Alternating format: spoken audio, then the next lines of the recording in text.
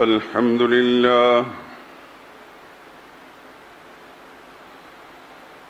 لله وكفى وسلام على عباده الذين اصطفى خصوصا على سيد الرسل وخاتم الأنبياء وعلى آله المجتبى وأصحابه الأتقياء. أما بعد فإن خير الحديث كتاب الله وخير الهدي هدي محمد صلى الله عليه وسلم وشر الأمور محدثاتها وكل محدثة بدعة وكل بدعة ضلالة وكل ضلالة في النار. أعوذ بالله من الشيطان الرجيم. بسم الله الرحمن الرحيم.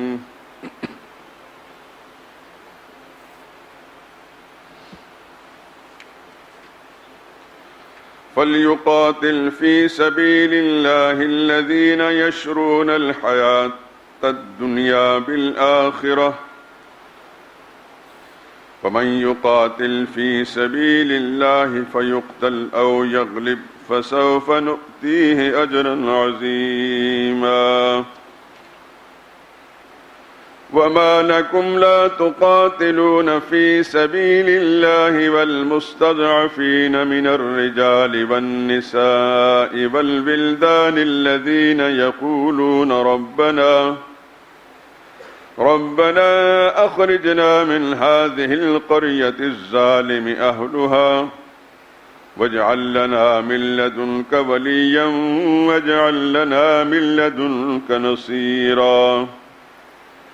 الذين آمنوا يقاتلون في سبيل الله والذين كفروا يقاتلون في سبيل الطاغوت فقاتلوا أولياء الشيطان إن كيد الشيطان كان ضعيفا.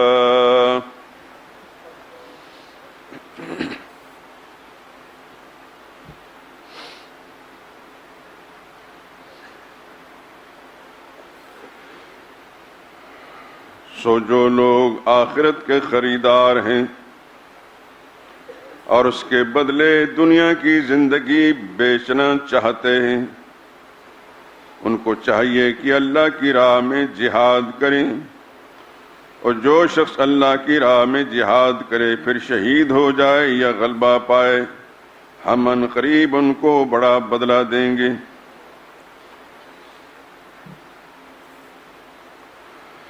اور تم کو کیا ہوا ہے کہ اللہ کی راہ میں اور ان بے بس مردوں، عورتوں اور بچوں کے لیے نہیں لڑتے جو دعائیں کرتے ہیں، اے پروردگار ہم کو اس شہر سے جس کے رہنے والے ظالم ہیں نکال کر کہیں اور لے جا، اور اپنی طرف سے کسی کو ہمارا حامی بنا، اور اپنی ہی طرف سے کسی کو ہمارا مددگار مقرر فرما۔ سو جو ایمان والے ہیں وہ تو اللہ کے لیے لڑتے ہیں، اور جو کافر ہیں وہ شیاطین کے لیے لڑتے ہیں۔ سو تم شیطان کے مددگاروں سے لڑو اور مت ڈرو، کیونکہ شیطان کا داؤ بڑا بودا ہوتا ہے۔ سبحان ربک رب العزت عما یصفون وسلام علی المرسلین والحمد للہ رب العالمین۔ قال رسول اللہ صلی اللہ علیہ وسلم من مات ولم يغز ولم يحدث به نفسه مات على شعبة من النفاق۔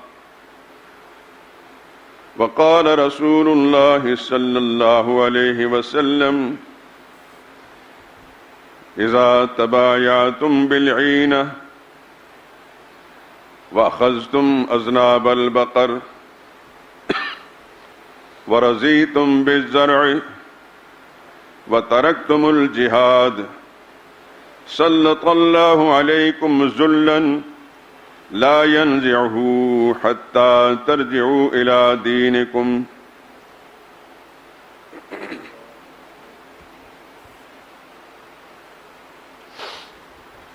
بزرگان محترم، برادران عزیز،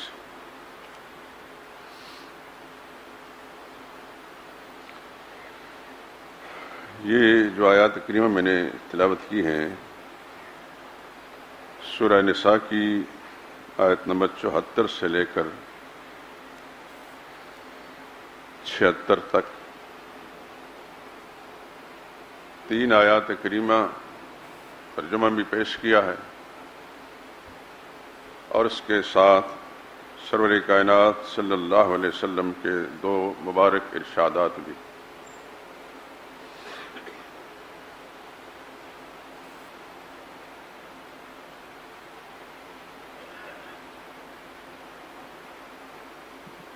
بہت سے لوگ جو پچھلے ایام میں مسلسل گفتگو سنتے چلے آئے ہیں، ان کے لیے آج کی ان آیات کا انتخاب، جن کا ترجمہ جہاد و قتال ہے، ذرا حیرت کا باعث تو ضرور ہوگا کہ یکا یک اسلوب کیوں بدل گیا۔ میرے دوستو، حالات آپ جانتے ہیں کہ انسان کو بعض اوقات ایک روش سے دوسری ڈگر پر چلنے کے لیے مجبور کر دیتے ہیں۔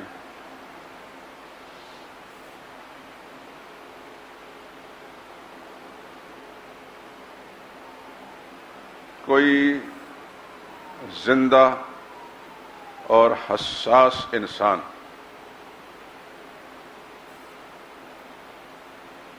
زندہ کی بات اس لیے میں کر رہا ہوں کہ جس میں حس نہیں وہ مردہ ہے۔ مردوں سے کیا بات کرنی؟ اللہ تو اپنے قرآن میں کہتے ہیں مردے نہیں سنتے، انک لا تسمع الموتى، آپ مردوں کو نہیں سنا سکتے۔ وما انت بمسمع من فی القبور، اور جو قبروں میں پہنچ چکے ان کو بھی نہیں سنا سکتے۔ انما یستجیب الذین یسمعون، جواب تو وہ دیتے ہیں جو سنتے ہیں۔ والموتى یبعثہم اللہ، اور جو مردے ہیں ان کو تو قیامت دن اللہ اٹھائے گا، انہوں نے کیا جواب دینا؟ میرے نزدیک جو بے حس انسان ہے وہ مردہ ہے، چاہے وہ عوام میں کا کوئی آدمی ہو یا حکمرانوں میں سے، جس میں حس نہیں، جس میں دوسرے کا درد محسوس کرنے کی کوئی کیفیت نہیں، وہ مردہ ہے۔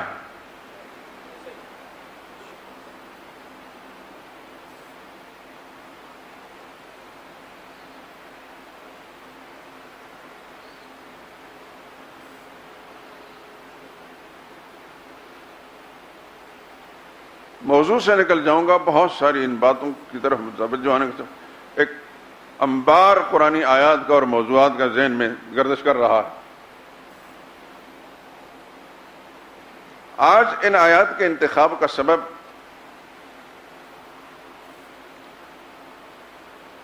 چند گھنٹے پہلے یوں تو مسلمان پوری دنیا کے اندر ہی مظلوم ہیں، چاہے وہ ہندوستان کے مسلمان ہوں، برما کے ہوں، فلسطین کے ہوں، شام کے ہوں۔ برما کے مسلمانوں کی کٹی ہوئی لاشوں کی میدان بھرے ہوئے، جلی ہوئی لاشوں سے میدان بھرے ہوئے، یہ تصویریں تو شاید آپ نے دیکھ لی ہوں گی۔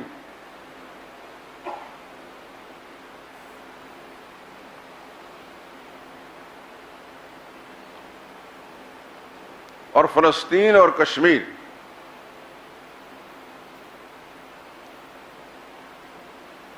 اور شام کے مسلمانوں کے ساتھ جو درندگی روا رکھی جا رہی ہے، اصل صورتحال کہ 10واں حصہ بھی ہم تک اس کی خبر نہیں پہنچتی، یا جو اعداد و شمار ہم تک پہنچتے ہیں وہ ہمارا بددیانت میڈیا،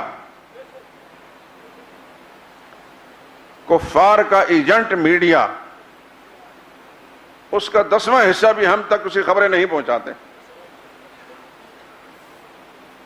ابھی افغانستان سے چند لمحے پہلے جو خبریں آئی ہیں، 450 قندوز کے اندر طلباء، علماء اور عوام الناس جو خالصتاً قرآن کریم کے حفظ کی تقریب اور بخاری شریف کی اختتامی تقریب تھی، اس کے اندر شریک ہوتے، جس میں کوئی لڑنے والا کوئی آدمی نہیں تھا۔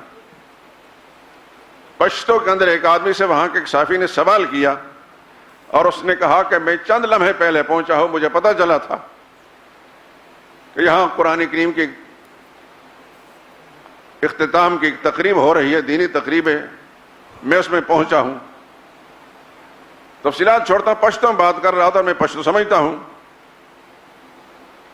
اس نے سوال کیا کہ اس میں مجاہدین کا کوئی آدمی بھی تھا اس محفل میں؟ کہ کوئی ایک مجاہد بھی نہیں تھا، سارے دینی لوگ تھے، طلباء تھے، حفاظ تھے، دور حدیث کے لوگ تھے، اور چھوٹے چھوٹے معصوم بچے جن کی تصویر، اللہ کی قسم کھا کر کہتا ہوں جس نے وہ شکلیں دیکھی ہیں، ہو سکتا ہے کہ آپ نے سوشل میڈیا کے ذریعے دیکھ لی ہوں، پھر آدمی وہ سو نہیں سکتا۔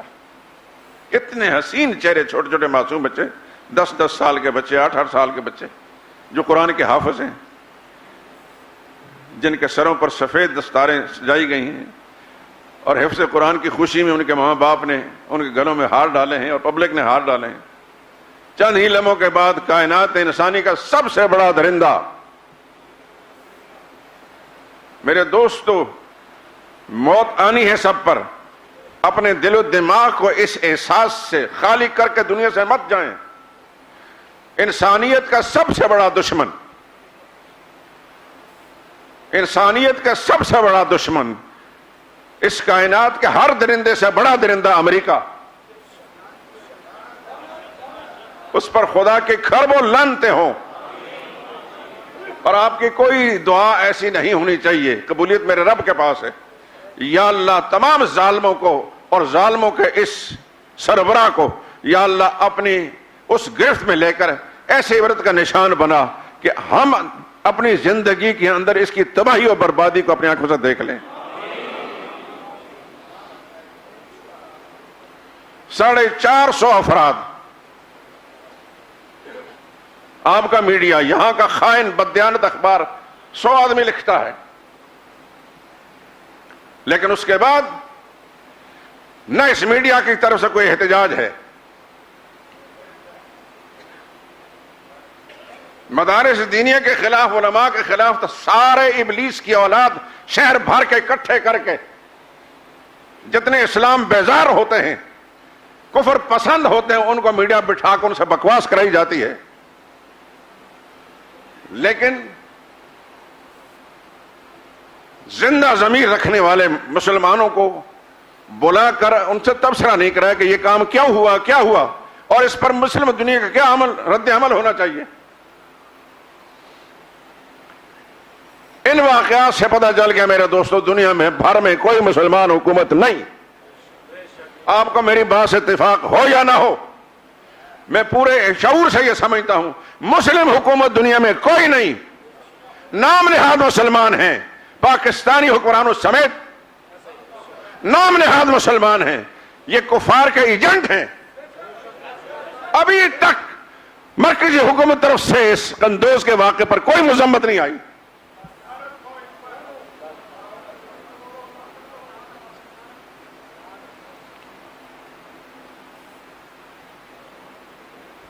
کیا سمجھے کس کے دوست ہیں؟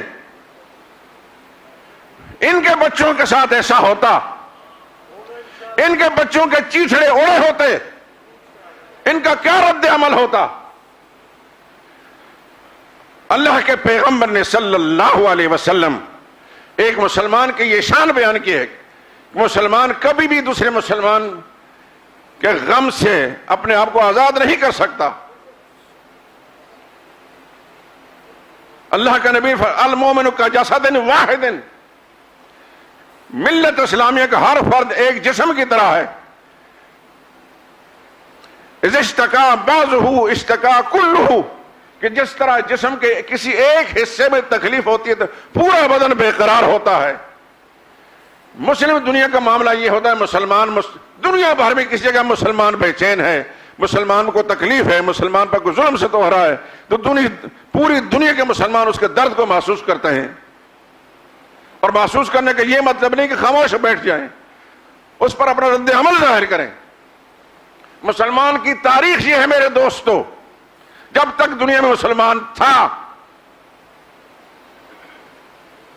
ہماری مثال اللہ کے نبی کے اس فرمان کی طرح ہے، انتم غصاؤن کا غصاء السیل،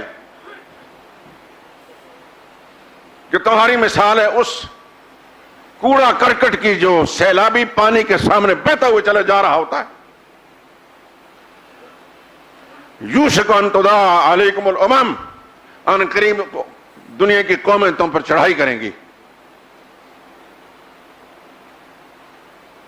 جس طرح ایک دسترخوان بچھا ہوا ایک آدمی آواز لگاتا ہے آؤ سارے کھانا کھاؤ، تو سب لوگ اس پر ٹوٹ پڑتے ہیں، اس طرح دنیا کی کافر قومیں، باطل قومیں، اسلام دشمن قومیں، مسلمان دشمن قومیں تم پر مل کر چڑھائی کریں گی.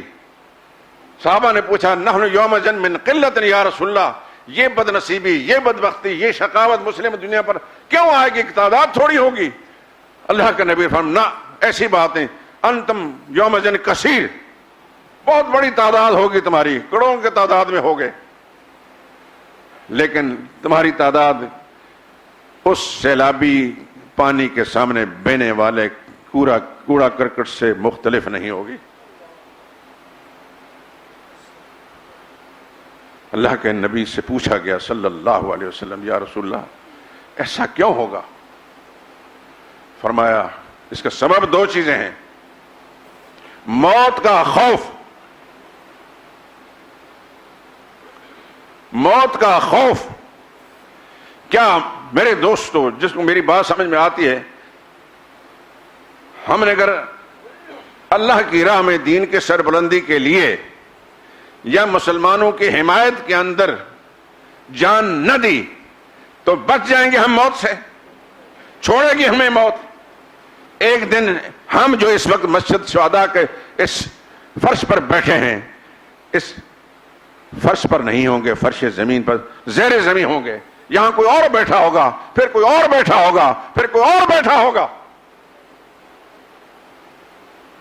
یہ تو نظام حیات ہے، پروردگار کا نظام ہے، جو آیا اس دنیا میں جانے کے لیے آیا ہے، رہنے کے لیے کوئی نہیں آیا. مظلوم مسلمان کی حمایت میں آواز اٹھانے سے موت آ جاتی ہے، اور اگر ہم نے آواز نہ اٹھائی تو پھر ہم زندہ رہ جائیں گے. ہماری حیثیت اس سیلابی پانی کے سامنے بہنے والے کوڑا کرکٹ کی ہے دوستو، اس سے زیادہ مختلف نہیں ہے. کیونکہ مسلمان جب تک دنیا میں تھا، میں اس لیے یہ لفظ کہہ رہا ہے تو بڑی تلخ سی بات، ہم نام کے مسلمان ہیں، اس سے زیادہ میں اور کچھ نہیں کہہ سکتا. نام کے مسلمان ہیں، جو ایسے حقیقی مسلمان تھے. ایسی کوئی آپ کو اب سے پیچھے چلے جائیں، چند 100 سال پیچھے چلیں، مسلم دنیا کی ایسی حالت تھی جو آج ہے؟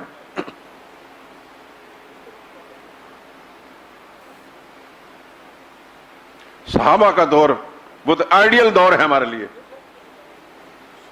یہ الگ بات ہے کہ جس دور میں ہم پیدا ہوئے، ہوش کی آنکھ کھولی ہے، اس کے اندر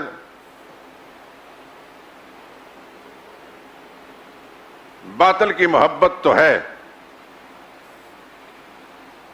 کفر کی محبت تو ہے، لیکن صحابہ کرام کے سنہری ادوار ہمارے لیے مشکوک اور مشتبہ ہیں. ایک بڑا طبقہ بدبخت اور بد نصیبوں کا ایسا ہے جو ان کو برا کہتا ہے، لکھتا ہے، اور جو ہماری طرح کے ہیں بے حسی کے مجسمے. ہم کبھی ایک کے چہرے کو دیکھتے ہیں، کبھی دوسرے کے چہرے کو دیکھتے ہیں، ہمیں اپنے گھر کی خبر نہیں. ہم نے اللہ کا قرآن پڑھا ہوتا، قرآن سے تعلق رکھا ہوتا، تو صحابہ کے بارے میں یہ سوچ نہ ہوتی.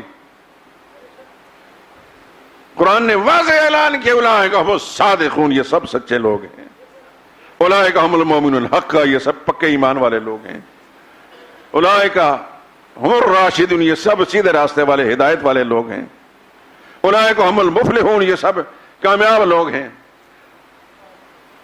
اولئک حزب اللہ، یہ اللہ کی جماعت ہے، اولئک کتب فی قلوبہم الایمان، ان کے دل میں اللہ نے ایمان لکھ دیا ہے۔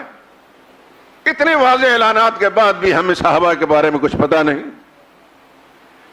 ان کے زمانے میں کبھی ایسا ہوتا تھا کہ کس دنیا میں کوئی ماں کا لال کسی ایک مسلمان پر دستر اندازی کرے اور صحابہ کرام بے حسی کے مجسمہ بنے بیٹھے ہیں؟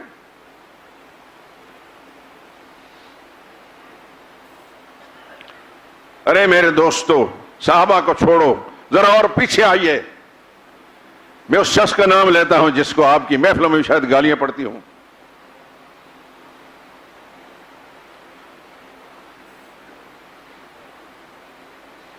ہمارا جبہ و دستار والا بھی گلا پھاڑ پھاڑ کر وہی بکواس کرتا ہے جو ماضی میں سبائی اور یہودی بختر ہے۔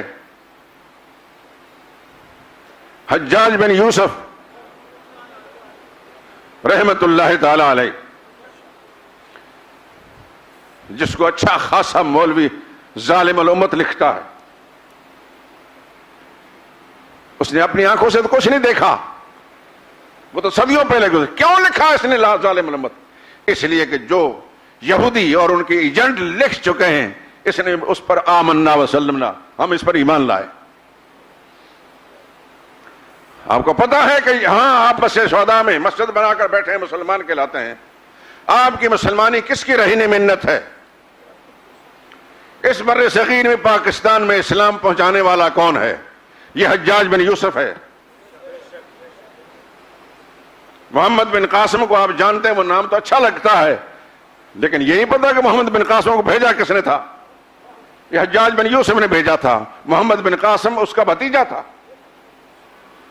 ملتان تک آیا ہے، اس بر صغیر میں اسلام پہنچایا۔ لیکن آنے کا سبب کیا تھا؟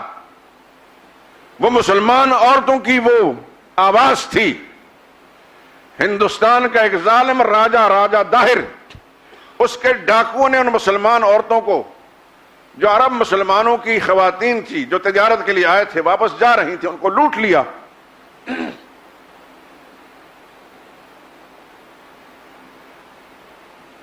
ان کا ساز و سامان لوٹ لیا، یا بعض کو شاید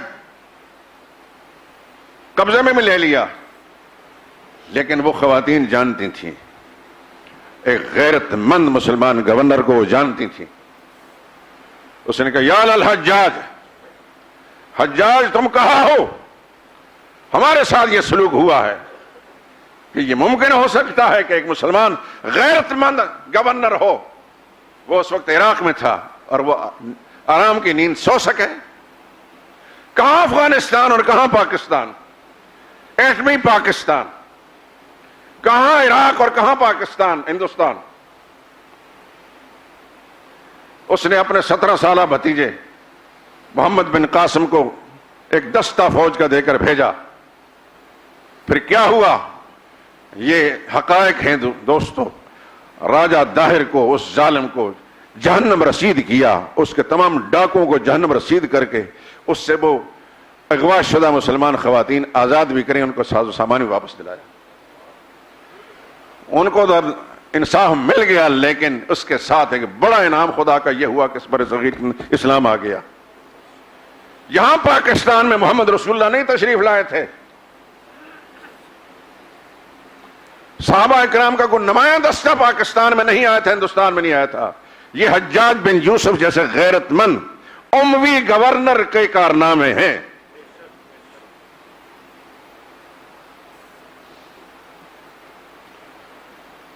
میں ان مولویوں سے پوچھتا ہوں، تم ان عزت مآب صدر مملکت اور عزت مآب وزیر اعظم سے ذرا پوچھو تو صحیح، تمہاری ذمہ داری کیا ہے عذرو اسلام؟ تمہارے بغل کے اندر معصوم بچے 8 سال کے، 10 سال کے، پرامن شہری لوگ اور بچوں کے استاد، قرآن کریم مکمل ہونے کی دستار بندیاں ہو رہی تھی، وہ جو سوشل میڈیا پر سب کچھ دکھایا گیا.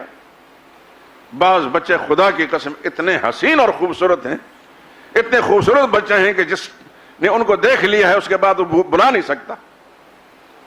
ان کے جسموں کے چیتھڑے اڑے گئے, ان کے میت ایک میدان بھرا ہوا ہے لاشوں سے, وہ بھی دکھایا گیا ہے. آپ کے پاکستانی حکمران کو مذمت کی توفیق ہوئی ہے؟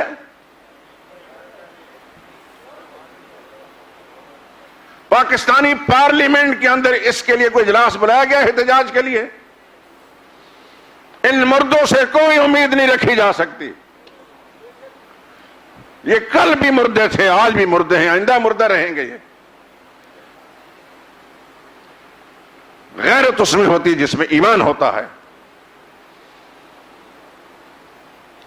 مسلمان کے درد کو صرف مسلمان محسوس کرتا ہے.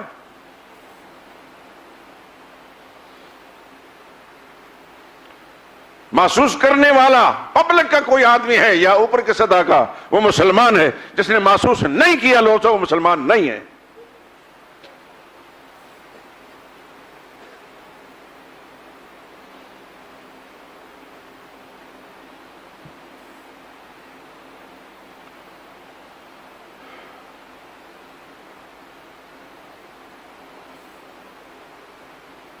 قرآن کیا کہتا ہے؟ وَمَا لَكُمْ لَا تُقَاتِلُونَ فِي سَبِيلِ اللَّهِ. تمہیں کیا ہو گیا مسلمانوں؟ تم اللہ کی راہ میں کیوں اٹھ کر کھڑے نہیں ہوتے؟ اللہ کی راہ میں قتال کیوں؟ یہ قرآن کس کے لیے ہے؟ جو قبروں میں پہنچ چکے مردے ان کے لیے ہے. یہ قرآن کریم پارلیمنٹ والوں کے لیے نہیں, یا اسمبلی میں بیٹھے ہوئے لوگوں کے لیے نہیں, اقتدار کی کرسیوں پر بیٹھے لوگوں کے لیے قرآن نہیں. اگر وہ مسلمان ہے تو قرآن ماننا پڑے گا ان کو. یہ منافقت کیوں کی گئی کہ پاکستان کا دستور قرآن و سنت پر مبنی ہوگا؟ اس سے بڑا دھوکہ, اتنا بڑا فریب. قرآن جو مطالبہ کرتا ہے اس پر تم نے کیا رد عمل ظاہر کیا؟ مَا لَكُمْ لَا تُقَاتِلُونَ فِي سَبِيلِ اللَّهِ. تمہیں کیا ہو گیا کہ تم اللہ کی راہ میں قتال نہیں کرتے؟ وَالْمُسْتَضْعَفِينَ, وہ کمزور مرد, عورتیں اور بچے جو دعائیاں دے رہے ہیں, فریاد کر رہے ہیں, ربنا اخرجنا من هذه القرية الظالم والا, یا اللہ جس شہر میں ہم بستے ہیں یہ سارے اس شہر والے ظالم لوگ ہیں, یا اللہ ہمیں یہاں سے نکال دے, یا اللہ کسی کو ہمارا مددگار بنا کر کھڑا کر دے.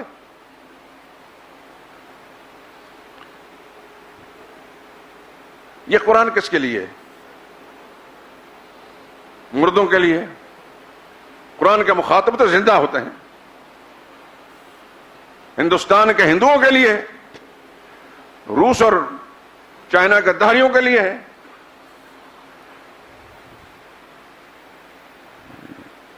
اس کے مخاطب تو مسلمان ہیں. مسلمان اس کے ساتھ کیا رد عمل ظاہر کر رہا ہے, کیا جواب دے رہا ہے؟ کیا اللہ کے سامنے نہیں جانا؟ کیا اللہ نے نہیں پوچھنا تمہارے پاس جو اقتدار و اختیار تھا اس اختیار کو تم نے کہاں استعمال کیا؟ شریعت یہ مطالبہ کرتی ہے کہ تمہارے پاس اتنی بڑی فوج ہے اور ایٹمی فوج ہے, تمہاری ذمہ داری میں کہ دنیا بھر کے جو مسلمان کہلانے والوں کو اکٹھا کر کے اس امریکی طاغوت کو آواز دو. ایسا کیوں کیا گیا؟ ان معصوم بچوں سے کیا خطرہ تھا تمہیں؟ لیکن ابھی تک میری معلومات کے مطابق پوری دنیا کے نام نہاد مسلمانوں میں سے کسی نے مذمت نہیں کی. عرب ممالک میں سے کئی مذمت آپ نے پڑھی, پاکستان کی تو نہیں. یہاں کے میڈیا تو ہمیں دیکھتے ہیں, ہر روز اخبار پڑھتے ہیں ہم. ہندوستان سے کیا امید رکھیں؟ وہ تو ہیں ہندو, وہ تو بہت خوش ہوں گے, دنیا بھر کے کافر خوش ہوں گے. اور افغانستان سے کیا امید رکھیں؟ وہ تو ایجنٹ ہیں ان کے, انہیں تو امریکی فوج وہاں لا کر بٹھائی ہوئی ہے. میرے دوستو, میری اس چیخ و پکار کا مقصد آپ حضرات کے دل پر یہ دستک دینی ہے. آپ اپنے لیے سوچیں, جب تک آپ زندہ ہیں اپنی ایک سوچ بنا کر رکھیں، جب تک آپ زندہ ہیں اپنی اولادوں کو ایک سبق دے کر جائیں۔ جن بے حمیتوں کو ووٹ دے کر اپنے سروں پر مسلط کرتے ہیں ان کو تو آپ نے دیکھ لیا ہے، اور جتنے یہ روزانہ جلسوں کے ذریعے سے ایک دوسرے کی ایسی تیسی کر رہے ہوتے ہیں، ان کے پاس کوئی پروگرام ہے اس قوم کو دینے کے لیے؟ سوائے دوسروں کی تحقیر و تذلیل کرنے کے ان کے پاس کوئی پروگرام اس بدنصیب قوم کے مستقبل کو سنوارنے کے لیے ہے؟ اور یہ جو موجودہ حکومت ہے، ہم نے ہمیشہ ان کے لیے نرم گوشہ رکھا، لیکن اس سے زیادہ بہرحم ظلم کرنے والی پبلک پر حکومت بھی کوئی دیکھی آپ نے؟ کس انداز سے مہنگائی کی جا رہی ہے، اور یہ امید رکھتے ہیں کل کہ اس بدنصیب قوم نے کو ووٹ دینا ہے۔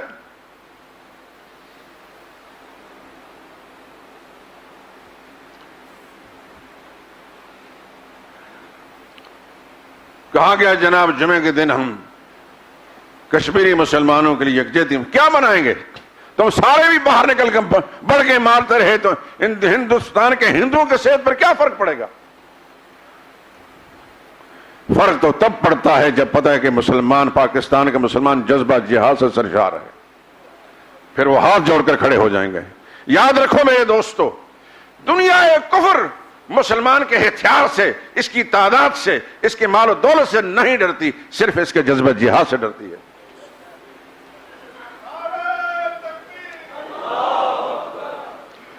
اگر کوئی مسلمان جذبہ جہاد سے اپنے دل و دماغ کو خالی پاتا ہے، میری بات کو سنیے سمجھیے، اگر کوئی مسلمان بوڑھا ہے یا جوان، شہری ہے دیہاتی، پڑھا لکھا یا ان پڑھ، غریب ہے یا امیر، اپنے دل اور دماغ کو جذبہ جہاد سے خالی پاتا ہے تو اپنا حکم خود سوچ لے۔ میرے نبی نے فرمایا 1400 برس پہلے صلی اللہ علیہ وسلم، من ماتا ولم یغزو ولم یحدث به نفسه مات علی شعبۃ من النفاق، جس نے مرنا ہے، جس پر موت آئے گی، اس نے زندگی میں کبھی جہاد نہیں کیا، لیکن جہاد کی تڑپ اور تمنا بھی اس کے دل میں نہیں رہی، اس کی موت مسلمان کی موت نہیں ہوتی، ایک منافق کی موت مر رہا ہوتا ہے۔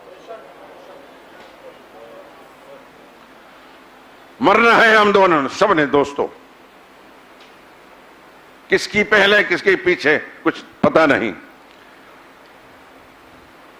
ایک دن مرنا ہے، آخر موت ہے۔ لیکن خدا کرے کہ میری یہ بات آپ کے دل تک دستک پڑ چکی ہو۔ آپ کس پارٹی کے ہیں مجھے اس سے کوئی بحث نہیں، لیکن ووٹ دیتے وقت یہ سوچنا کہ اس ووٹ کے بارے میں خدا پوچھیں گے۔ میں کبھی اس طرح کی باتیں نہیں کیا کرتا، مجھے کسی کی پارٹی سے کوئی غرض نہیں، مجھے کسی پارٹی کے ساتھ 100% اتفاق بھی نہیں، کہ میرے اندر دوغلا پن نہیں، میں سیدھا سا آدمی ہوں۔ یہ کھینچا تانی والے لوگ مجھے اچھا نہیں لگتے، پارٹیوں کے اندر جو منافقت ہوتی ہے وہ مجھے اچھا نہیں لگتے۔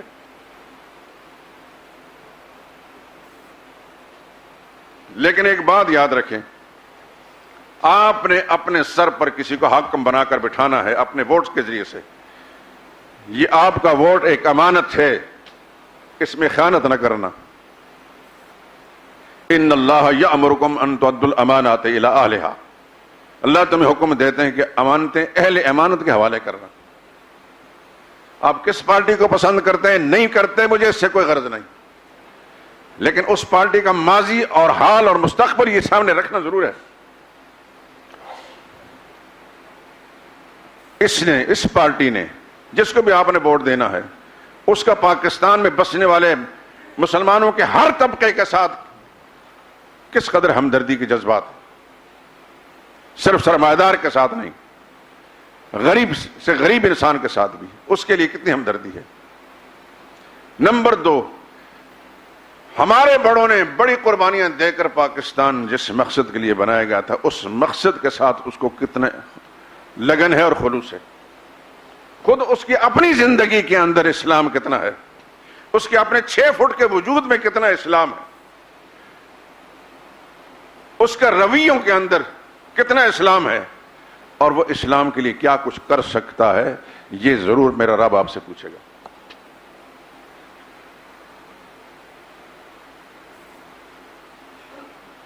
کوئی پوچھے یا نہ پوچھے، میرے رب نے ضرور پوچھا۔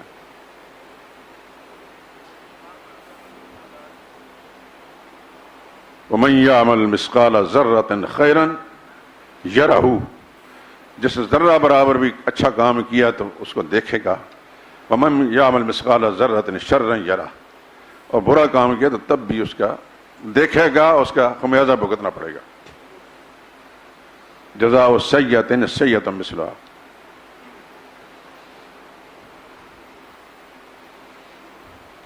70 سال ہو چکے ہیں، آپ میں سے کچھ بزرگ ہوں گے، انہوں نے پاکستان بنتے دیکھا ہوگا، ہم نے نہیں دیکھا، لیکن اتنا تو ہم سب جانتے ہیں کہ اس ملک کو بننے کے بعد آج تک اس ملک کے اندر جس کے لیے ملک قائم کیا گیا تھا، مسلمانوں نے قربانیاں دی تھیں، جائیدادیں چھوڑی، اپنے افراد کو کٹوا کر آئے تھے۔ 50,000 سے زیادہ مسلمان خواتین سکھوں کے قبضے میں اب بھی ہیں۔ یہ اتنی بڑی قربانی جو مسلمانوں سے مانگی گئی، اس قربانی کا صلہ کیا ملا؟ منزل انہیں ملی جو شریک سفر نہ تھے۔ آج تک کتنی دفعہ پارلیمنٹیں بنی، حکومتیں بنی، کوئی یاد ہے آپ کو کہ اس پارلیمنٹ کے اندر اسلام کے لیے کیا کچھ کیا گیا، اسلام کی بالادستی کے لیے؟ اب تو خیر سے آپ کا نظام تعلیم، اس کے اندر مکمل الحاد اور اسلام بیزاری کا سبق پڑھایا جا رہا ہے۔ آپ حضرات ذرا اپنے پنجاب کے نصاب تعلیم میں دیکھیں، سدگورا یونیورسٹی کے اندر جو کچھ پڑھایا جاتا ہے، اس کے اب سوشل میڈیا کے ذریعے سے کتابوں کی تصویریں بھی آ چکی ہیں۔ میں اس طرف توجہ دوں تو موضوع سے نکل جاؤں گا۔ آپ کا جو میڈیا، پرنٹ میڈیا ہو یا الیکٹرانک، مکمل خدا بیزار ہے، مذہب بیزار ہے، کفر پسند ہے۔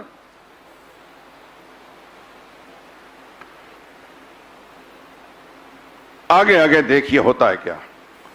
اس میڈیا کا قبلہ سیدھا کرنا کس کی ذمہ داری تھی؟ حکمران کی ذمہ داری ہے۔ حکمران کا معنی کیا ہوتا ہے؟ اس کے لیے قانون بنانا کہ میڈیا کیا کر سکتا اور کیا نہیں کر سکتا۔ یہ پارلیمنٹ کس مقصد کے لیے؟ اس بد نصیب قوم کے ٹیکسوں سے عیاشی کرنے کے لیے، ٹی اے ڈی آئی بنانے کے لیے، اپنی تنخواہیں بنانے کے لیے پارلیمنٹ ہوتی ہے۔ جس پارلیمنٹ کے اندر اس ملک کا جو بنیادی نظریہ ہے لا الہ الا اللہ محمد رسول اللہ، اس کے لیے کوئی دستور نہیں بنتا، وہ کیا پارلیمنٹ ہے؟ وہ تو مفاد پرستوں کا ایک گروہ ہے جو اکٹھا ہوتا ہے، کچھ بولتے ہیں اٹھ کے چلے جاتے ہیں، ان کے ٹی اے ڈی اے بن جاتے ہیں۔ اسلام کے لیے کیا کر رہے ہیں؟ اور جو اسلام کے لیے سوچتا ہے پھر وہ دنیا بھر کے مظلوم مسلمان کے لیے بھی سوچتا ہے۔ کیا پاکستان کی پارلیمنٹ، پاکستان کے مرکزی حکومت، صوبائی حکومتیں، ان کی ذمہ داری نہیں بنتی کہ قندوز کے اس مدرسے پر جو بمباری ہوئی ہے، چھوٹے چھوٹے معصوم بچے، ان کے جسم کے چیتھڑے اڑ گئے ہیں، 450 آدمی آنے واحد کے اندر جو ہے بے بندے زمین کر دیے، ان کے حق میں آواز اٹھانا یا اس کے لیے کچھ قدم اٹھانا ان کی ذمہ داری نہیں بنتی؟ اور خدا نہ خواستہ، اللہ نہ کرے، یہ صورتحال رہی تو امریکہ نے پاکستان کے کسی مدرسے پر بمباری کی، کون اس کا ہاتھ روکے گا؟ امریکہ نے پاکستان کے کسی مسجد پر بمباری کی، کون روکے گا؟ حکمرانوں کے گھر تو محفوظ ہیں، انہوں نے ان کے گھروں پر بمباری نہیں کرنی، اس لیے کہ وہ تو ان کے اپنے آدمی ہیں۔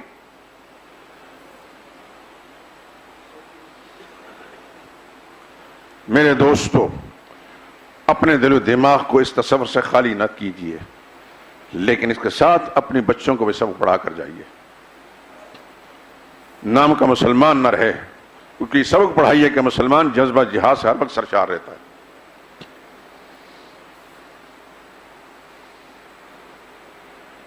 غزوہ احد میں اللہ اکبر، کیا پیغمبر کی تعلیم تھی صلی اللہ علیہ وسلم. بعض بچے جو بدر سے رہ گئے تھے عمر چھوٹی ہونے کے سبب سے 15 سال کی عمر کو نہیں پہنچے تھے کہ شریعت کے اندر بچہ جو ہے 15 سال کی عمر کو پہنچ کر بالغ ہوتا ہے، پھر شریعت کے احکام اس پر لاگو ہوتے ہیں، پھر نماز پر فرض ہوتی ہے اور تمام احکام شریعہ. تو بعض کی عمریں پوری نہ ہونے کے سبب سے جذبہ جہاد سے اس کا سرشار تھے کہ اپنی انگلیوں پر کھڑے ہو کر رسول اللہ صلی اللہ علیہ وسلم کو دکھاتا، دیکھیے جی ہمارا قد برابر ہے فلاں کے ساتھ. اور بعض روایتیں آتی ہیں کہ رسول اللہ صلی اللہ علیہ وسلم نے ان کے کمال درجے کے اس جذبہ جہاد سرشار ہونے کی بنا اجازت بھی دے دی. یہ سبق کس نے پڑھایا تھا؟ 15 سال 14 سال کی عمر کا بچہ جو جہاد کے جذبے سرشار ہو، یہ کہاں سے آتا ہے یہ سبق؟ آپ کا جو بالغ مسلمان بچہ ہے پاکستان کے اندر، اس عمر کے اندر کرکٹ کھیلتا ہے اور اس کو کرکٹ کا سبق پڑھایا جاتا ہے، اور پاکستان کا میڈیا اور پاکستان کا حکمران کروڑ روپے اس حرام کام پر خرچ کرتا ہے. آپ کو شاید کرکٹ سے دلچسپی ہو نہیں، میں کرکٹ پر اس کے تمام منصوبوں پر لعنت بھیجتا ہوں، ان کے تمام حمایتوں پر لعنت بھیجتا ہوں. اس سے بڑا ضیاء وقت میں ملت اسلامیہ کا اور کوئی بھی نہیں ہوتا. یہ اس قوم کے ہیرو ہوتے ہیں. جو ناچنے والا ہو، جو گانے والا ہو، وہ ہیرو ہوتے ہیں. جو کھلنڈرا ہو اور جو تماش بین ہو، اس کا یہ ہیرو ہوتے ہیں. یہاں کبھی بھی اس بد نصیب ملک کے اندر اللہ کے قرآن کے ماہر، قرآن کے حافظ، قرآن کے قاری کو، رسول اللہ صلی اللہ علیہ وسلم کی حدیث کے حافظ کو، اس لیے کہ قرآن کا قاری ہے، قرآن کا عالم ہے، قرآن کا حافظ ہے، حدیث کا حافظ ہے، اس کو کوئی تمغہ دیا گیا ہو، یا اس کے لیے بھول کر بھی اس ملعون نے اپنے خبیث قلم سے لکھا ہو کبھی کہ یہ ہیرو ہیں اس قوم کے.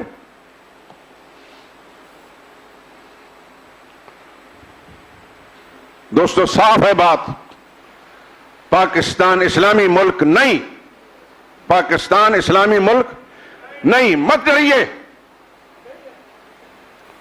پاکستان اسلامی ملک نہیں ہے. اسلامی ملک وہ ہوتا ہے جہاں اسلامی قانون کو بالادستی حاصل ہوتی ہے، شریعت کے قانون کو بالادستی حاصل ہوتی ہے. نماز پڑھنے کا نام اسلامی ملک نہیں. یہ ہندوستان میں بھی لوگ نماز پڑھتے ہیں، یہاں سے زیادہ پڑھتے ہیں. میں دیکھ کر آیا ہوں دلی کی جامع مسجد میں مغرب کی نماز ہم پہنچے. دیکھیے آپ نے جامع مسجد دلی کی، آپ کی بادشاہی مسجد سے ذرا چھوٹی ہے لیکن وہ شاہی مسجد ہے. ہمیں مغرب کی نماز کے اندر صفوں میں جگہ نہیں ملی. میرے ساتھ ہمارے چودھری عبدالحکیم صاحب جہاں کے جو منتظم ہیں بزرگ،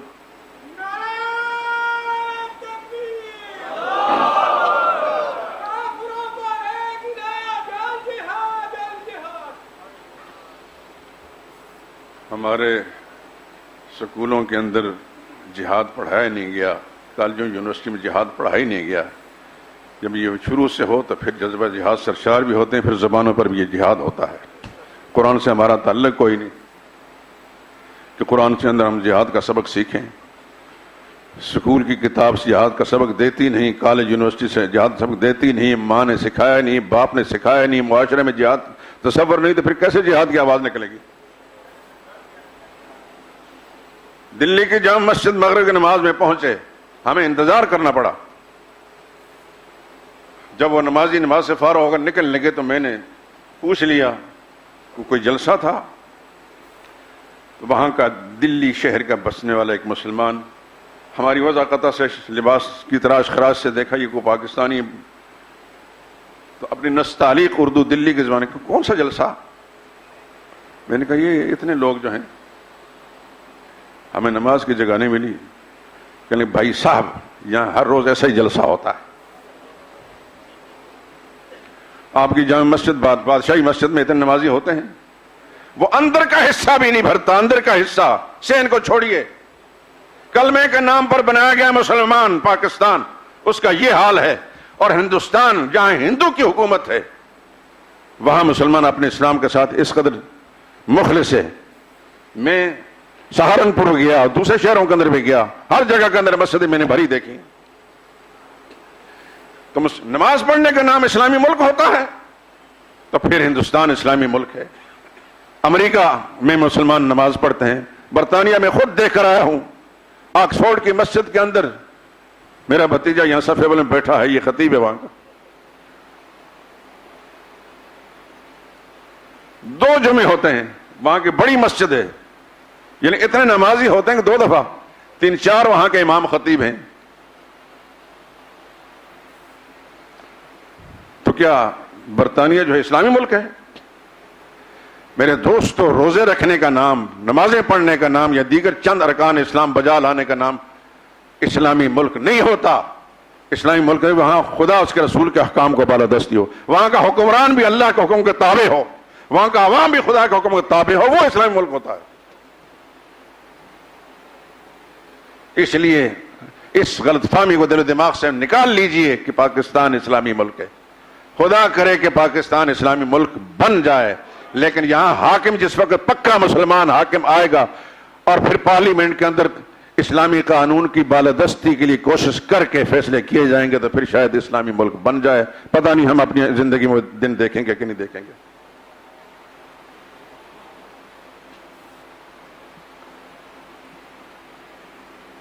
افغانستان میں جو ظلم ہوا، کیا آپ سمجھتے ہیں کہ پاکستان کے حکمرانوں کو، یہاں کی پارلیمنٹوں کو ان کے خلاف کوئی آواز اٹھانی چاہیے کہ نہیں چاہیے؟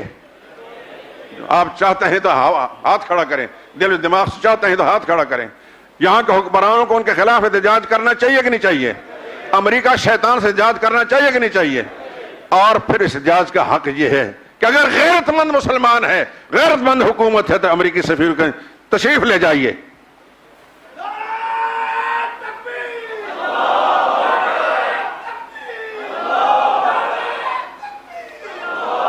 اگر یہی عمل امریکیوں کے ساتھ ہوتا، امریکہ کے ملک میں یا کسی ملک کے اندر کسی امریکی سکول پر کسی نے حملہ کیا ہوتا ایسا، تو اس وقت کے بعد رد عمل ایسا ہی ہوتا جیسے اس وقت ہے. وہ ان کی نانی ملالہ جس کا یہ ڈرامہ رچایا گیا تھا، جس بھی صحیح آنکھ رکھنے والے مسلمان نے اس وقت اس کو دیکھا، یہاں اس کے ماتھے پر پٹی ایک سائڈ پر تھی اور برطانیہ میں پہنچ کر ماتھے پٹی دوسری سائڈ پر تھی. حملہ ہوا یا نہیں ہوا، ایک دم پورا ملک جیسے پاکستان پر حملہ ہو گیا. وہ ایک پری پلاننگ منصوبہ بندی کے ساتھ ایسا کرنا تھا. یہاں کا مقتدر طبقہ بھی اس میں شامل تھا اور یہاں کا سارا میڈیا بھی اس میں شامل تھا. یہاں کا جتنا نام نہاد لبرل تھے وہ بھی اس میں شامل تھا، جتنے اسلام بیزار ہیں وہ سب اس میں شامل تھے. آرمی پبلک سکول پر مسلمانوں کے بچے تھے، حملہ ہوا. کس طرح پاکستان میں احتجاج ہوا. اگر وہ مسلمانوں کے بچے تھے تو یہ مسلمانوں کے بچے نہیں تھے، یہ تو انگریزی تعلیم حاصل کرتے تھے، وہ خدا کا قرآن پڑھ رہے تھے، قرآن کے حافظ تھے. مسلمانوں کی ذمہ داری نہیں تھی کہ اس پہ احتجاج کریں، لیکن مسلمان ہوں تو صحیح. ان المنافقون یخادعون اللہ، منافق اللہ کو دھوکہ دیتا ہے.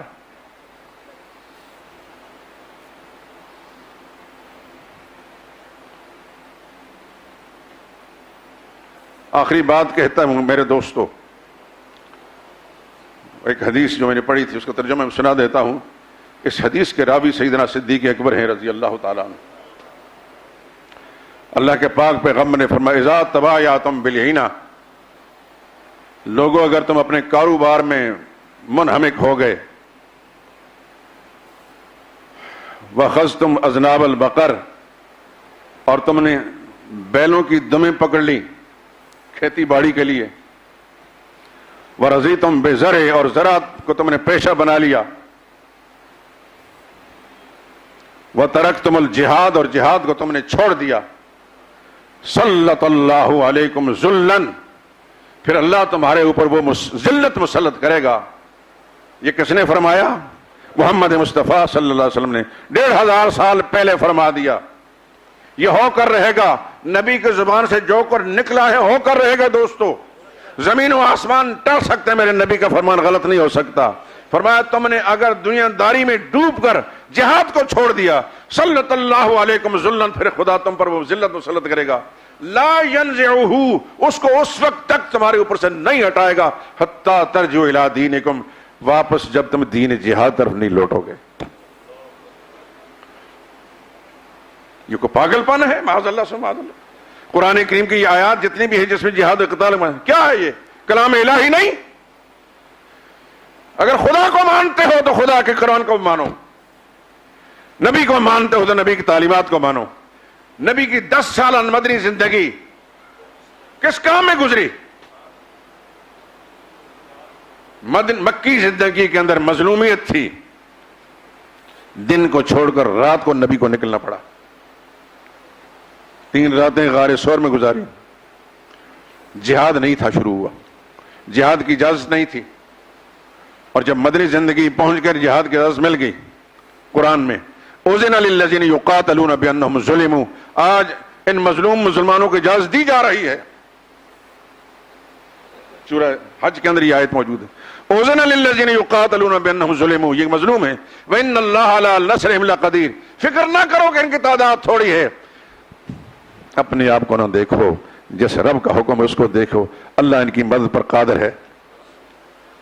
اور پھر جب جہاد کے لیے اللہ کی طرف سے اجازت مل گئی، مجھے بتائیے میرے دوستو، اسلامی کتابوں کا مطالعہ کرنے والوں، سیرت کی کتابیں دیکھنے والوں، علماء دین کی گفتگو سننے والوں، پھر کوئی ایسا دن آیا ہے کہ مسلمانوں کا راستہ کوئی ماں کا لال روک سکا ہے؟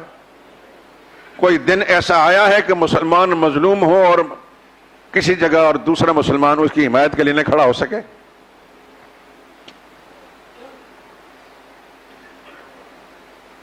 رسول اللہ ابو بکر صدیق کے ساتھ گئے تھے، کوئی فوج نہیں تھی ساتھ، اور پھر 8 سال کے بعد فتح مکہ کے موقع پر کتنے مسلمان مجاہدین کے ساتھ رسول اللہ صلی اللہ علیہ وسلم مکہ معظمہ میں آئے تھے، ہزاروں کی تعداد کے اندر، اور وہی ظالم جو مکہ سے نکلنے کا باعث بنے تھے آج گردنیں جھکی ہوئی تھیں محمد مصطفیٰ کے سامنے۔ مکی زندگی میں ایک دن رسول اللہ نے چابی مانگی تھی ایک شخص سے، خانہ کعبہ کی کنجی دو تاکہ دروازہ کھول کر میں اندر عبادت کر سکوں، اس نے کہا نہیں دیتا میں آپ کو، یہ ہمارے اختیار میں ہے۔ حضور نے فرمایا کہ ایک دن آئے گا خدا یہ چابی میرے ہاتھ میں پہنچائے گا، میں جسے چاہوں گا دوں گا۔ اس نے بڑے غرور سے کہا وہ دن نہیں آئے گا کبھی بھی، وہ دن تبھی آ سکتا ہے کہ سارے قریشی مر جائیں۔ پھر مکہ معظمہ جب فتح ہوا، رسول اللہ صلی اللہ علیہ وسلم فاتحانہ شان میں داخل ہوئے، سارے جتنے متکبرین تھے، سارے ظالم گردنیں جھکی ہوئی کھڑے تھے اور سوچ رہے تھے کہ پتہ نہیں ابھی حکم ہوتا ہماری گردن مارنے کا۔ اللہ اکبر، اللہ اکبر، یہ جہاد کی برکات تھی میرے دوستوں۔ رسول اللہ صلی اللہ علیہ وسلم کے پاس کوئی ایٹم بم نہیں تھا، مسلمانوں کے پاس وہی ہتھیار تھے جو مکی لوگوں کے پاس ہتھیار تھے، لیکن ایمان کے جذبے سے، جہاد کے جذبے سے سرشار تھے، نبی کے ساتھ تھے۔ تھوڑی دیر کے بعد اللہ کے نبی نے فرمایا تمہیں پتہ ہے کہ فلاں نے میرے ساتھ کیا کیا، فلاں نے کیا کیا، فلاں نے کیا کیا، تم جانتے ہو کہ تمہارے ساتھ کیا سلوک ہوگا؟ تو کسی نے کہا شاید ہماری گردنیں ماری جائیں، شاید کہ محمد جو بڑے رحیم اور شفیق انسان ہیں ہمیں معاف بھی کر دیں صلی اللہ علیہ وسلم۔ اللہ کے نبی نے فرمایا اذهبوا انتم الطلقاء لا تثریب علیکم اليوم، آج تمہارے ساتھ وہی سلوک ہوگا جو یوسف علیہ السلام نے اپنے ظالم بھائیوں کے ساتھ سلوک کیا تھا، جاؤ تم سب آزاد ہو، تمہارے پر کسی کو مواخذہ نہیں ہوگا۔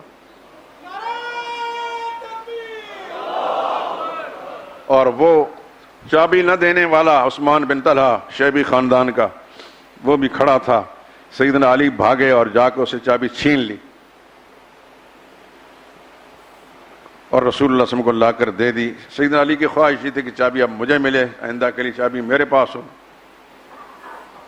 سیدنا عباس کی خواہش یہ تھی کہ مجھے ملے۔ حضور نے فرمایا اے عثمان، میں نے پوچھا تھا، کئی برس پہلے تم سے پوچھا تھا چابی دو، تم نے کہا نہیں دیتا، تو میں نے کہا تھا کہ ایک دن یہ چابی میرے ہاتھ میں آئی، آج آئی ہے کہ نہیں آئی؟ کیا جواب دیتا؟ قبل اس کے کہ حضور صلی اللہ علیہ وسلم کسی کو وہ چابی دیتے، آسمان والے نے وحی بھیج دی، ان اللہ یأمرکم ان تؤدوا الامانات الی اہلہا، اللہ تمہیں حکم دیتا ہے کہ امانتیں اہل امانت کے حوالے کرو اور یہ واپس عثمان کو دینی۔ قربان جائیں اس اللہ کی ذات پر، محمد مصطفیٰ صلی اللہ علیہ وسلم کی ذات اقدس پر بھی۔ دیکھیے اللہ کے فیصلے کیسے ہیں۔ چنانچہ محمد مصطفیٰ صلی اللہ علیہ وسلم نے چابی ان کو دی، وہ مسلمان ہو گئے اس حسن سلوک کی بنا پر، اور حضور نے فرمایا کہ یہ اب قیامت تک تمہارے خاندان میں رہے گی، آج تک اسی خاندان میں چلی آ رہی ہے۔ بات کرنے کا مقصد یہ تھا کہ یہ مسلمانوں کو شوکت جو ملی، یہ عظمت ملی، یہ رعب اور دبدبہ ملا، کس کی برکت سے؟ جہاد کی برکت سے۔ یاد رکھیں، آپ بات ختم کرتا ہوں، مسلمان جب تک جہاد چھوڑے بیٹھے گا ذلت و خواری اس کا مقدر رہے گی۔ جب چاہے کوئی طاغوت ان کے ملک پر حملہ کر دے، ان کی مسجد و مدرسوں پر حملہ کر دے، لیکن مسلمان کے اندر جہاد کا جذبہ بیدار ہو گیا تو انشاءاللہ العزیز پھر مسلمان کو میلی آنکھ سے دنیا میں کوئی ماں کا لال دیکھ نہیں سکے گا۔ سبحانک اللہم و بحمدک لا الہ الا انت۔ ایک کتاب ہے، بہت سارے بزرگوں کے مقالات ہیں اس کے اندر، دنیا اور آخرت کی انمول دولت، تسکین قلب کے لیے ایک مفید کتاب، اس کا نام ہے سکون قلب، یہ بار سے مل جائے گی، آپ حضرات لے لیں۔